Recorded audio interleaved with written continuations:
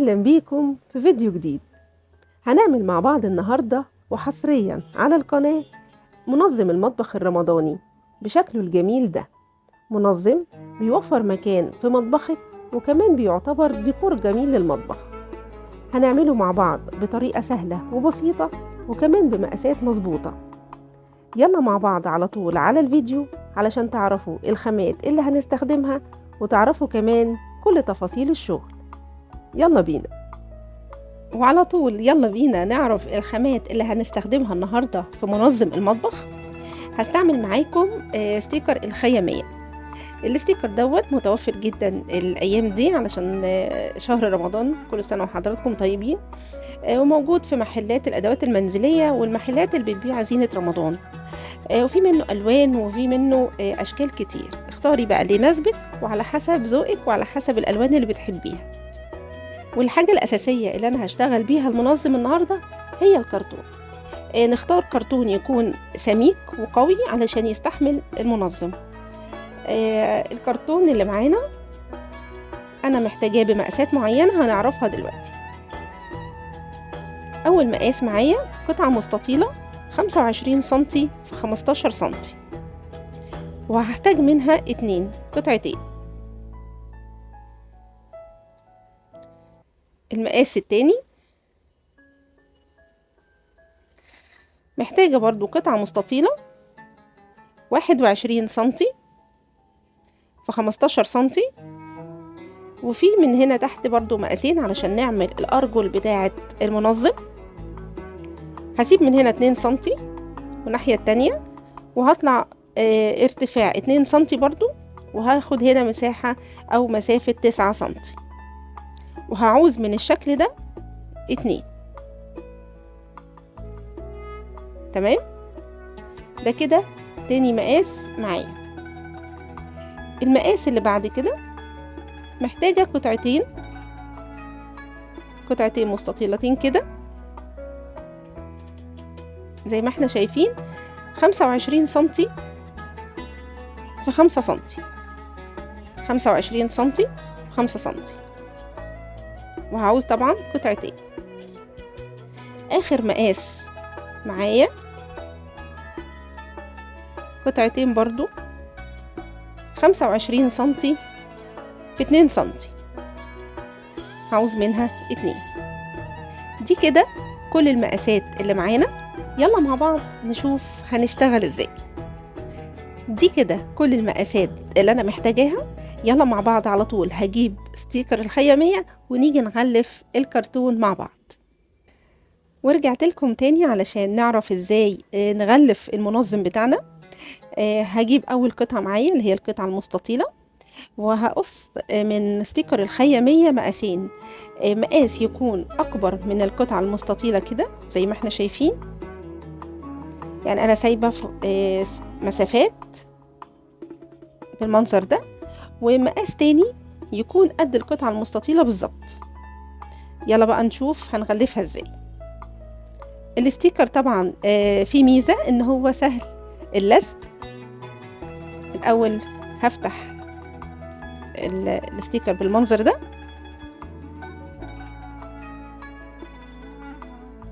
زي ما احنا شايفين، وهجيب القطعة المستطيلة بتاعتنا وهوسطنها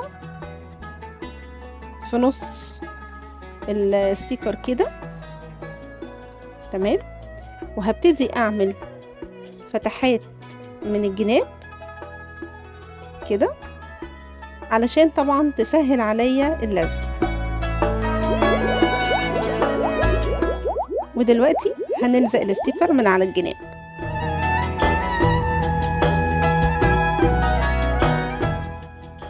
بالشكل ده كده انا لزقتها من على الجناب، والناحية التانية شكلها كده. هجيب بقى القطعة اللي انا قصاها على قد الكرتونة بالظبط وهنلزقها على الكرتونة.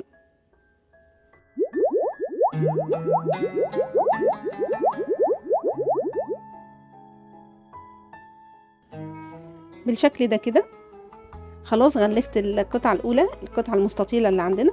وطبعا عشان وقت الفيديو ما يطولش عليكي أنا غلفت التانية كمان بقوا بالشكل الجميل ده. تمام، يلا نشوف القطعة اللي بعد كده. القطعة التانية اللي احنا هنغلفها اللي هي بالشكل ده، وبرضو انا قصيت قطعة مستطيلة اكبر من مقاسها وقصيت قطعة تانية شكلها بالظبط. يلا نشوف هنغلفها ازاي. بالشكل ده كده هجيب القطعة اللي عندي وهحطها برضو، واحاول ان انا اخليها في نص الشكل كده.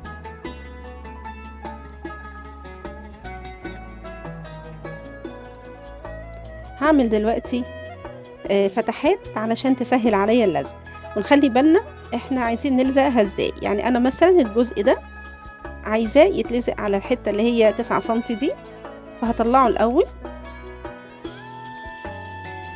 بالشكل ده كده وهبتدي الزقه. والجزء ده هعمله بالورب كده وابتدي الزقه من الناحيتين، يعني على حسب اتجاه الكرتون انا بريح القص معايا، بريح اللزق علشان يبقى سهل عليا وانا بلزقه. هاجي بقى في الجناب، طبعا دي حته مستقيمه فطبعا احنا عارفين بنقصها ازاي. وهلزق دلوقتي الستيكر بالمنظر ده.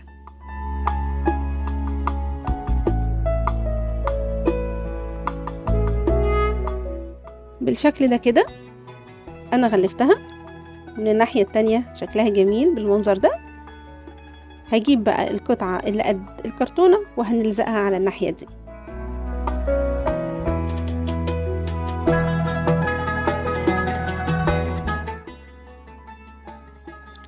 بالشكل ده كده غلفنا القطعة التانية، ودي القطعة التانية لنفس الشكل. يلا نشوف بقية الأشكال.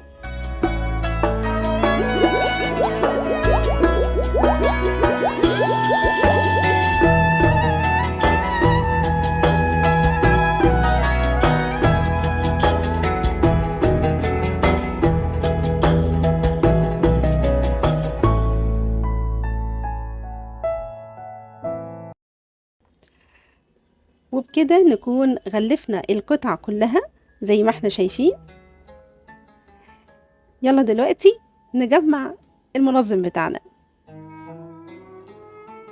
في البداية أنا محتاجة القطعة المستطيلة دي، ومحتاجة القطعتين الصغيرين ديت وديت. كل اللي أنا هعمله إن أنا هلزق بالمسدس الشمع القطعة دي، هحطها كده، والقطعة التانية هحطها كده. تمام، يلا مع بعض.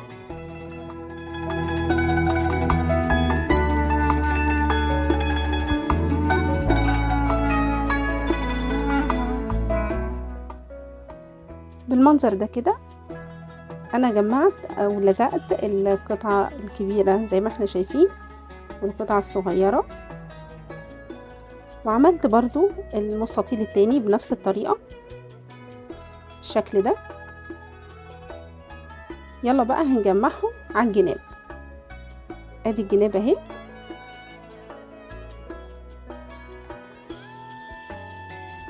تمام، هاخد واحد واحد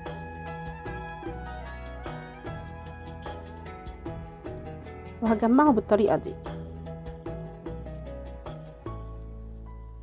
بداية القطعة بتاعة الجنب مع بداية القطعة المستطيلة اللي هي العريضة.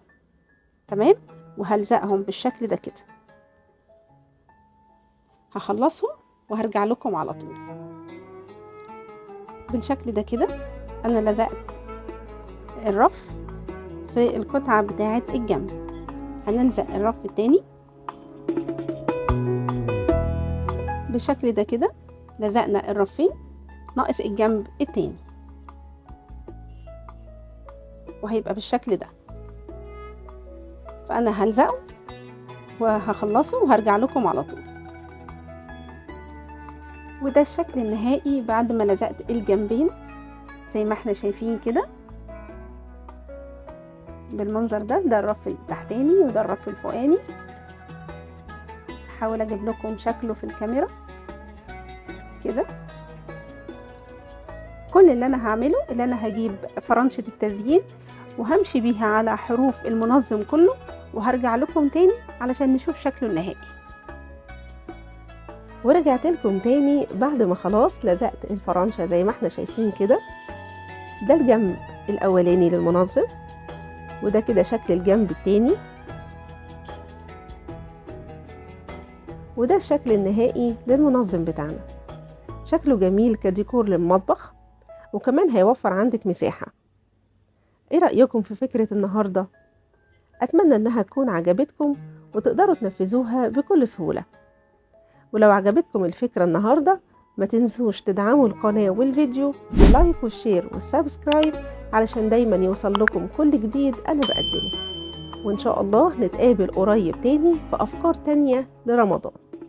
كل سنة وحضراتكم طيبين، وشكرا، والسلام عليكم ورحمة الله وبركاته.